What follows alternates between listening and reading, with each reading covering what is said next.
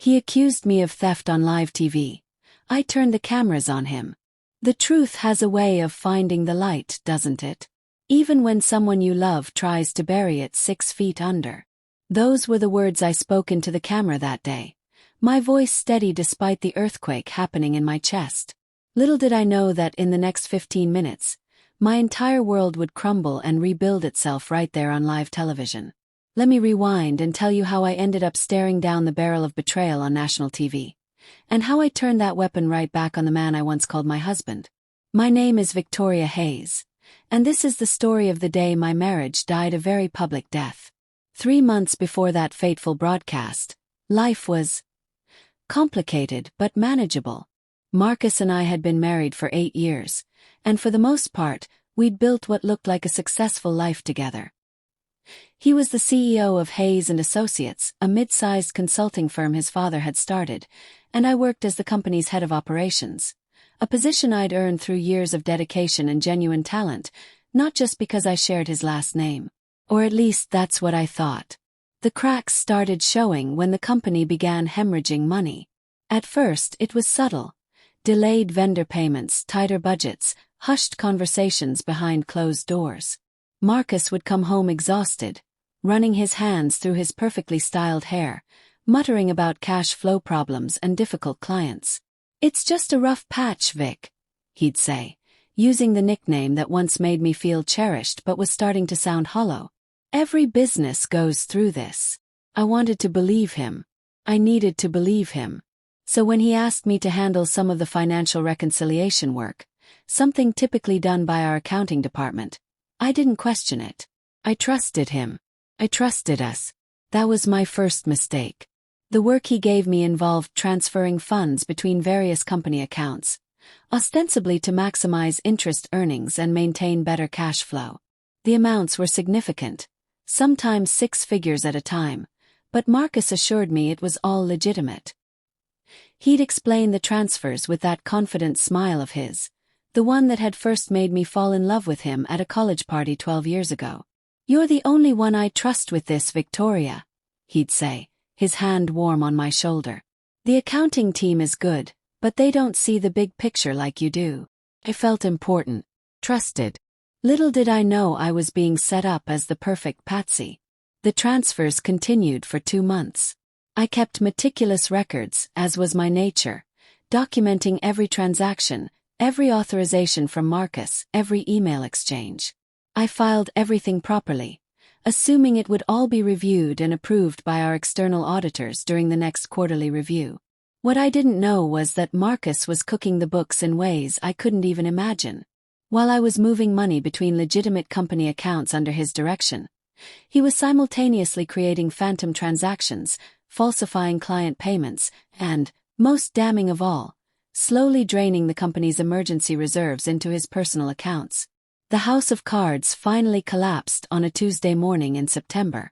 I should have seen the signs. Marcus had been distant for weeks, taking phone calls in his car, staying late at the office more frequently, and developing a sudden interest in our prenuptial agreement, specifically the clauses about asset protection in case of criminal charges. But I was busy managing my own workload, trying to keep the operational side of the company running smoothly despite the financial constraints. I assumed his stress was about the business struggles we were all facing. The morning everything exploded, I arrived at the office to find 2 FBI agents waiting in the conference room with Marcus, our company lawyer, and, to my complete shock, a crew from Channel 7 News. "What's going on?" I asked Marcus, my voice barely above a whisper as I took in the scene.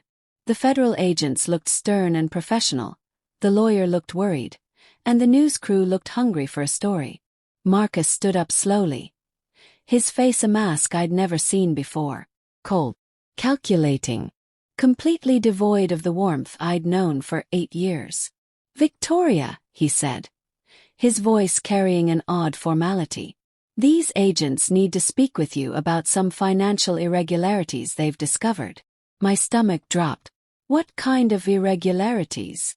Agent Rodriguez, a woman with sharp eyes and a no-nonsense demeanor, stepped forward. Mrs. Hayes, we have evidence suggesting that approximately $1.2 million has been systematically stolen from Hayes and Associates over the past 3 months. The transactions all trace back to accounts you had access to. The room spun. That's impossible. I would never. The evidence suggests otherwise. Agent Chen, her partner, interjected. He slid a folder across the table toward me. These are printouts of transactions authorized under your employee ID, using your computer, during hours when security footage shows you were in the building. I opened the folder with trembling hands. The documents showed transfer after transfer, but they weren't the legitimate transactions Marcus had asked me to make. These were different amounts, going to accounts I'd never seen before, with authorization codes I'd never used. I didn't make these transactions, I said, my voice getting stronger as the initial shock wore off. Someone's altered these records. That's when Marcus dropped the bomb that would change everything. Victoria, he said, his voice heavy with what sounded like genuine sadness. I know this is hard to accept, but we have to face facts. You've been struggling financially with your mother's medical bills. Your gambling problem has been getting worse, and...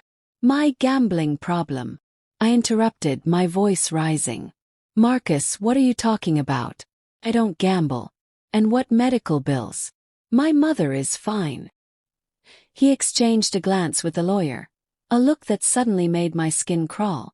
Victoria, I've been trying to help you quietly, but the evidence is overwhelming. We found the offshore account, the fabricated medical bills, even the fake casino debt letters. I stared at him in complete disbelief. This was insane. This was a setup. My own husband was setting me up for embezzlement. Ladies and gentlemen, Marcus continued, turning toward the news cameras, this is one of the most difficult things I've ever had to do. As the CEO of Hayes and Associates, I have a responsibility to our employees, our clients, and our community. When evidence came to light that my own wife, someone I trusted implicitly, had been systematically stealing from the company, I knew I had to act. The reporter, a blonde woman with predatory eyes, stepped forward with her microphone. Mr. Hayes, how long have you suspected your wife of embezzlement? And that's when I realized this wasn't just an investigation. This was a performance. Marcus had called the media. He wanted this public. He wanted me destroyed not just legally but socially, professionally, personally. He was trying to ruin me on live television. As Marcus continued his tearful performance for the cameras, talking about the difficult decision to turn in his own wife and the betrayal he felt, something clicked into place in my mind. The late-night phone calls. The sudden interest in our prenup. The way he'd insisted I handle those specific financial transfers. The fabricated evidence of gambling debts and medical bills. The offshore accounts I'd supposedly created. This wasn't an investigation that had unfortunately caught me up in its web. This was a carefully orchestrated frame job, and my husband was the mastermind. But Marcus had made one crucial mistake. He thought he knew me well enough to predict how I'd react. He expected me to break down, to cry, to beg, to let him paint me as a desperate woman who'd stolen from her own husband's company. He was wrong. The hardest part, Marcus was saying to the camera, his voice choked with crocodile tears, is knowing that I enabled this by trusting her with company finances. I should have seen the signs earlier. Her erratic behavior, the mood swings, the secretive phone calls.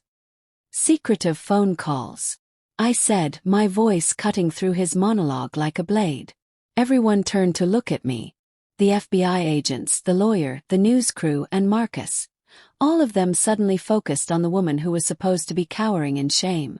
Instead, I was standing straighter than I had in months, my mind crystal clear for the first time in weeks. Marcus, darling, I said, the endearment dripping with newfound venom. If we're going to air our dirty laundry on live television, let's make sure we get all of it clean. I saw his face pale slightly, but he recovered quickly. Victoria, I know you're upset, but this isn't the time for... No, you're absolutely right, I interrupted, turning to face the news camera directly. This is exactly the time. The truth has a way of finding the light, doesn't it? even when someone you love tries to bury it 6 feet under. The reporter sensed a shift in the dynamic and immediately focused her attention on me. Mrs. Hayes, what would you like to say about these allegations?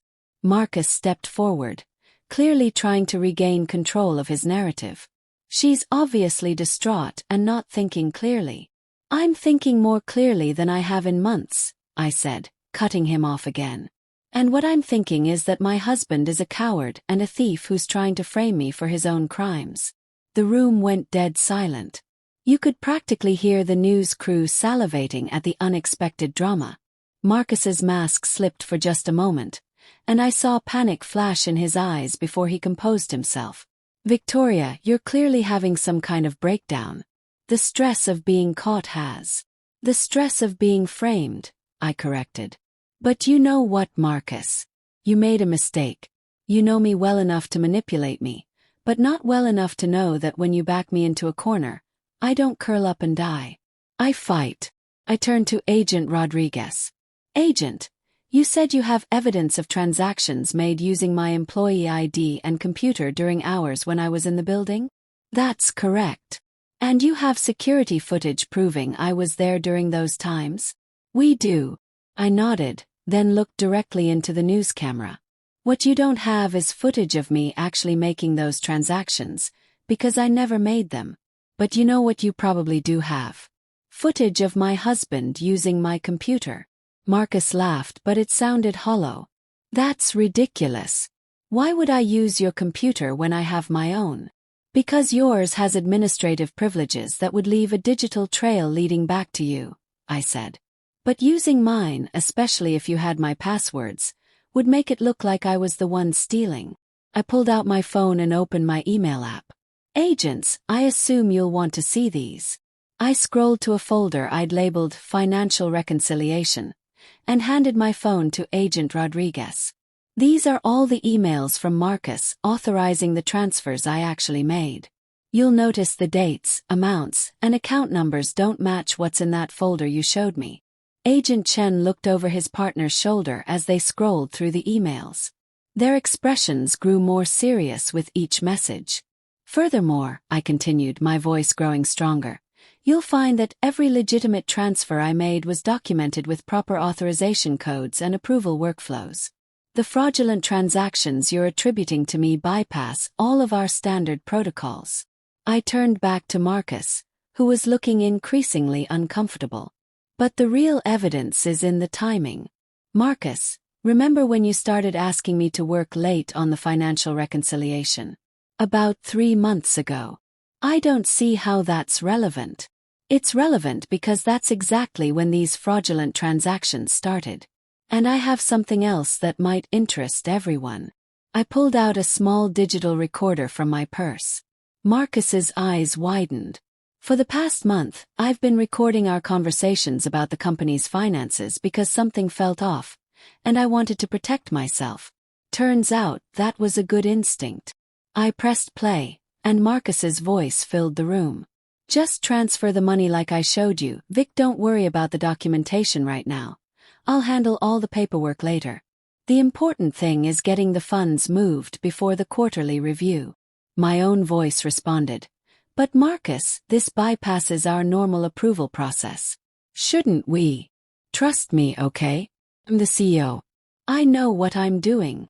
The recording continued for several minutes, clearly establishing that Marcus was directing me to make transactions outside of normal protocols, while assuring me he would handle the proper documentation. Agent Rodriguez looked at Marcus with new interest. Mr. Hayes, would you care to explain this? But I wasn't done. Not by a long shot. There's more, I said, pulling out a small USB drive. This contains backup copies of all my financial work for the past 3 months, including the legitimate transfers Marcus asked me to make, and the corresponding email authorizations. It also contains screenshots of every screen I worked on, because I've been automatically backing up my work to a personal drive ever since our company was hacked 2 years ago. I handed the drive to Agent Chen. You'll find that none of the transactions you're accusing me of appear in my backup files, because I never made them. But you'll also find evidence of something much more interesting. Marcus was starting to sweat. "Victoria, what are you doing?" I smiled at him. A cold, sharp smile that felt strange on my face but absolutely right in the moment. "I'm doing what I should have done the moment I realized you were setting me up. I'm fighting back." I turned to the news camera again. "Ladies and gentlemen, what you're witnessing is a man trying to frame his wife for embezzlement to cover up his own crimes. But he made several crucial mistakes. First," I continued, my voice steady and clear, "he assumed I wouldn't keep records of everything. But I've been documenting every financial transaction, every email, every conversation for months, because I'm thorough. That's actually why he married me. My attention to detail made me valuable to his business." Marcus tried to interrupt. "This is all fabricated. She's obviously." "Second," I continued, ignoring him completely, "he assumed I wouldn't fight back, that I'd just accept being destroyed to protect him. He was wrong about that too." I pulled out another folder from my briefcase, one I'd prepared after weeks of growing suspicion.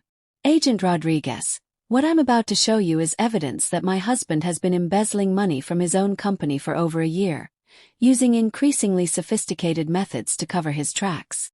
"Victoria, stop this right now," Marcus said, his voice taking on a threatening edge that made the FBI agents look at him with renewed interest. "Or what?" "Yes. You'll ruin my life, destroy my reputation, frame me for crimes I didn't commit." I laughed bitterly. "Too late for threats, darling. You already played that card." I opened the folder and spread documents across the conference table. These are bank statements from the accounts Marcus has been using to funnel stolen money. I found them in his home office safe. The combination is our wedding anniversary, by the way. Apparently, some things are still sacred to him. Marcus's face went from pale to red. "You went through my private files. Just like you went through my computer to frame me for theft?" Shot back. "Fair's fair, don't you think?" I turned to address the room. "The offshore accounts that Marcus claims I created. They're all in his name. The gambling debts he says I accumulated. The receipts are signed with his name. The medical bills for my supposedly sick mother. They're fabricated, and the payments went to an account he controls." Agent Chen was photographing each document with his phone. "Mrs. Hayes, when did you discover this evidence?" "I started getting suspicious about 3 weeks ago when Marcus began asking me to work on financial reconciliation tasks that seemed unusual. When the FBI showed up this morning, everything clicked into place. He's been planning this frame job for weeks, maybe months." I pulled out my phone again and opened another app. "But the most damning evidence is this." I showed them a financial tracking application I'd been using to monitor our personal accounts. This shows transfers from the Hayes and Associates accounts to Marcus's personal accounts, dating back 14 months. Small amounts at first, then increasingly larger sums. Marcus was starting to panic. I could see it in his eyes, the way his hands were shaking slightly, the sweat beading on his forehead despite the cool temperature in the conference room. "She's fabricating all of this," he said, his voice rising. "She's desperate, trying to shift blame." "Marcus," I interrupted, my voice deadly calm. "Shut up. You're only making this worse for yourself." I turned to the FBI agents. "There's one more thing. The security footage you mentioned. The footage that shows me in the building during the times these fraudulent transactions occurred. I'd like you to look more carefully at that footage. Specifically, I'd like you to look at what's happening on the screens when Marcus uses my computer." Agent Rodriguez frowned. "How do you know he used your computer?" I smiled grimly. "Because I installed a keystroke logger on my computer 3 weeks ago when I started suspecting something was wrong. Every key pressed, every password entered, every screen accessed. It's all recorded." The room went completely silent except for the low hum of the news camera. "The keystroke logs will show that someone, not me, accessed my computer using my passwords and created transactions I never authorized. The timing will correspond exactly with periods when I was either at lunch, in meetings, or away from my desk."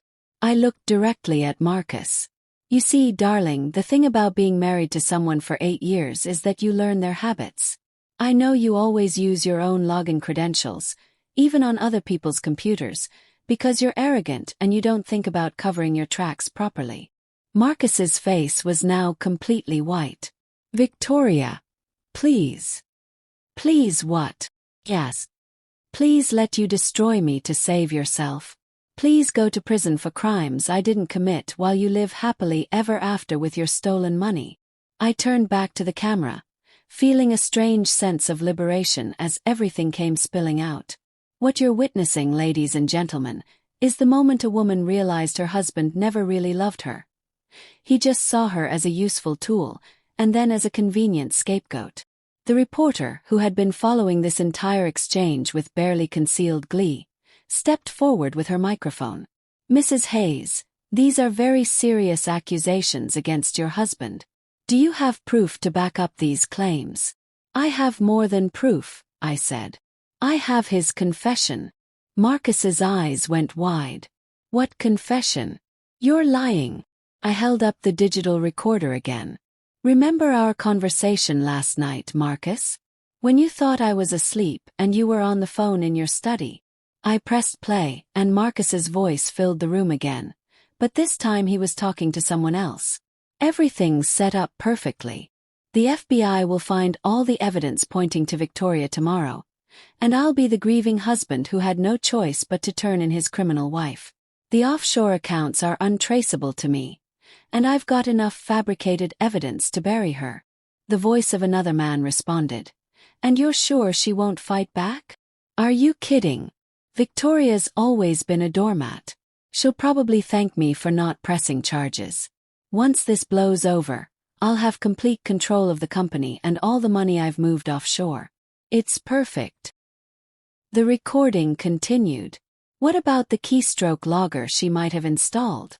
She's not that smart. Victoria's good at following orders, but she doesn't think strategically. She has no idea what's coming. The room was dead silent as the recording played Marcus's detailed explanation of how he'd been embezzling money and setting me up to take the fall. When it finished, I looked directly at my husband. Doormat, Marcus. Really? He was staring at me in complete shock. How did you? How did I record your private conversation? I finished. The same way you've been recording mine for months to gather information for this frame job. I found the bugs you planted in our house, Marcus. All of them. I turned to the FBI agents. You'll find listening devices throughout our home, all installed without my knowledge or consent. My husband has been surveilling me, gathering personal information, and using it to create false evidence against me. Agent Rodriguez was furiously taking notes. Mrs. Hayes, are you willing to submit all of this evidence for analysis? Absolutely. The keystroke logs, the audio recordings, the financial documents, the fabricated evidence he created. It's all yours. I want a full investigation into every aspect of his embezzlement and conspiracy to commit fraud. I looked back at Marcus, who was now slumped in his chair, the weight of his exposed lies crushing down on him. You know what the saddest part is, said. If you just talked to me about the company's financial problems, I would have helped you find a legal solution. I loved you, Marcus. I would have done anything to save our business, our marriage, our life together. My voice cracked slightly, the first sign of vulnerability I'd shown since this nightmare began. But instead you decided I was disposable. That our marriage was disposable. That I was disposable. The tears I'd been holding back finally came, but they weren't tears of defeat. They were tears of rage and grief for the life I'd thought I had, the man I'd thought I loved, and the future that had just been incinerated on live television. So congratulations, Marcus. You've successfully destroyed our marriage. You've successfully destroyed the business your father built. And you've successfully destroyed any chance you had of getting away with this.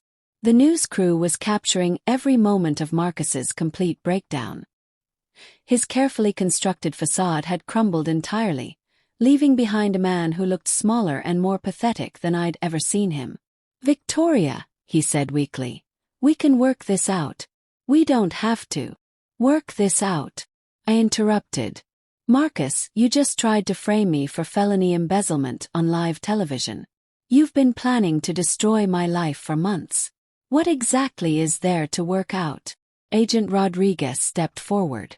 Mr. Hayes, based on what we've heard and the evidence Mrs. Hayes has provided, we're going to need you to come with us for questioning. Wait, Marcus said, panic finally setting in completely. This is all a misunderstanding. Victoria, tell them this is all a mistake. I stared at him for a long moment, thinking about all the years we'd spent together, all the dreams we'd shared, all the times I'd trusted him completely. The only mistake, I said quietly, was trusting you. As the FBI agents began reading Marcus his rights, the reporter turned to me with her microphone. Mrs. Hayes, what happens now? I took a deep breath, feeling simultaneously exhausted and liberated. Now I rebuild my life. I find a new job, probably at a company that doesn't have my last name on the building. I figure out who I am when I'm not defined by being someone's wife. I look directly into the camera. And I hope that other women watching this will learn from my experience. Trust but verify. Love but protect yourself. And never ever let someone convince you that you're not smart enough or strong enough to see what's really happening in your own life. The reporter pressed on. Do you regret exposing your husband so publicly? I considered the question carefully. I regret that it came to this. I regret that the man I married turned out to be someone I never really knew. But do I regret fighting back when he tried to destroy me? Absolutely not. I gathered my evidence folders and slipped them into my briefcase. Sometimes the truth is messy and painful and embarrassing. But it's still the truth, and it deserves to see the light of day. As Marcus was led away in handcuffs, he turned back to me one final time. Victoria, I'm sorry. I never meant for it to go this far. I looked at him, really looked at him, and saw a stranger. You're not sorry you did it, Marcus. You're sorry you got caught. The legal proceedings took months to resolve. Marcus was ultimately convicted of embezzlement, fraud, conspiracy, and a dozen other charges I'd never heard of before. The evidence I'd gathered proved to be absolutely crucial in securing his conviction. The company went bankrupt, of course. Too much money had been stolen. Too much trust had been destroyed. Too many employees had been hurt by Marcus's actions. His father's legacy, a business built over 30 years of honest work, was gone. I testified at the trial, and my testimony was broadcast on several news networks. The story of the woman who fought back against her husband's frame job had apparently captured public attention in a way I never expected. Job offers started coming in almost immediately. It turned out that corporate America was very interested in hiring someone with my particular combination of skills, financial expertise, attention to detail, and, as one recruiter put it, the courage to stand up to corruption even when it comes from someone you love. I took a position as chief financial officer at a mid-sized non-profit organization focused on financial literacy education for women. The irony wasn't lost on me. The divorce was finalized 3 months after Marcus's conviction. I kept my maiden name, Victoria Manning, and decided I liked the sound of it better anyway. The most unexpected consequence of that horrible day was the response from other women who had been in similar situations.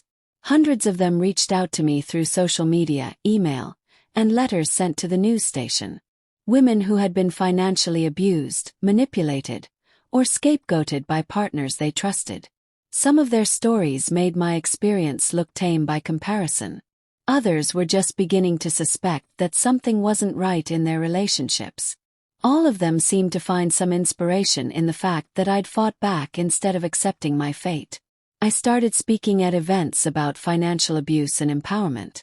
It wasn't something I'd ever planned to do, but it felt important. If my nightmare could help other women recognize the warning signs or find the courage to protect themselves, then maybe something good could come from it. People sometimes ask me if I feel vindicated by Marcus's conviction and imprisonment. The honest answer is that vindication isn't quite the right word. I feel sad for the life I thought I had but never really did. I feel angry about the years I spent trusting someone who was manipulating me. I feel grieved for the dreams that died in that conference room. But I also feel something I haven't felt in years: pride in myself. For 8 years of marriage, I defined myself through Marcus's success, Marcus's approval, Marcus's vision of who I should be. I was a supporting character in his story, and I accepted that role because I thought it was what love looked like. The woman who stood up in that conference room and fought back with recordings and evidence and righteous fury. That was me. Not Marcus's wife, not Hayes and Associates head of operations, not the doormat he thought he married.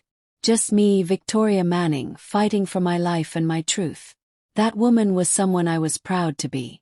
The media attention eventually died down, as it always does. New scandals replaced our story in the news cycle, and life moved on for everyone except those of us who lived it. But sometimes, late at night when I'm alone in my new apartment, smaller than the house Marcus and I shared, but it's mine and mine alone, I think about that moment when I looked into the news camera and spoke my truth. The truth has a way of finding the light, doesn't it? Even when someone you love tries to bury it 6 feet under. I was talking about Marcus's lies, but I was also talking about my own truth. The truth about who I really was beneath 8 years of trying to be the woman he wanted me to be. That truth did find the light. And in the end, that's what saved me. If there's one thing I want people to take away from my story, it's this: you are stronger than you think you are, and you deserve better than being someone else's scapegoat. The signs were there for months before that confrontation in the conference room. Marcus's secretive behavior, his sudden interest in our prenup, his requests for me to handle unusual financial tasks, his subtle undermining of my confidence and instincts. I ignored those signs because I wanted to trust him, because I loved him, because acknowledging them would have meant acknowledging that my marriage was built on lies. But ignoring red flags doesn't make them go away. It just gives the person waving them more time to hurt you. If you're reading this and something in your own relationship feels wrong, if your partner is asking you to do things that don't feel right, if they're being secretive about finances, if they're undermining your confidence or making you doubt your own perceptions, trust your instincts. Document everything. Keep records. Protect yourself. And remember that love shouldn't require you to sacrifice your safety, your integrity, or your sense of reality. The day Marcus tried to frame me for embezzlement on live television was the worst day of my marriage. It was also the day I got my life back. Sometimes, the worst thing that happens to you turns out to be the thing that sets you free. I wouldn't wish my experience on anyone, but I also wouldn't trade the strength and clarity it gave me.